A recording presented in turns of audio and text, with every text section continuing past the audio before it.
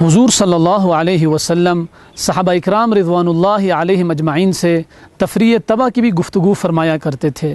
آپ ہر وقت سنجیدہ نہیں رہا کرتے تھے۔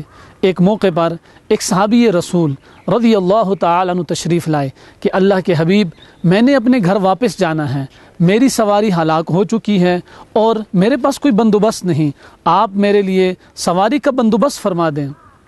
حضور نبی اکرم صلی اللہ علیہ وسلم نے فرمایا، بیٹھ جاؤ، میں تمہیں اونٹنی کا ایک بچہ دے دوں گا۔ یہ صحابی پریشان ہو گئے اور اس پریشانی کی وجہ یہ تھی کہ میں نے سفر لمبا کرنا ہے۔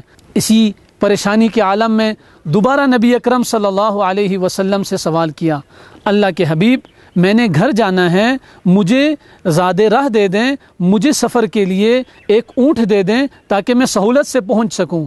حضور صلی اللہ علیہ وسلم نے فرمایا، صبر کرو، میں تمہارے لیے اونٹنی کے بچے کا بندوبست کر رہا ہوں۔ تھوڑی دیر میں حضور نبی اکرم صلی اللہ علیہ وسلم نے ایک اونٹ منگوایا اور فرمایا، جاؤ اس کو لے جاؤ اور اس پر آرام سے سفر کرو۔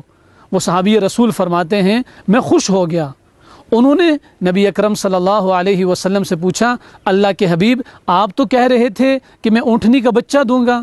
حضور صلی اللہ علیہ وسلم نے فرمایا، ہر اونٹ کسی اونٹنی کا بچہ ہی ہوتا ہے، ہر ایک کی ماں ہوتی ہے، گویا کہ یہ اپنی ماں کے لحاظ سے بچہ ہوا۔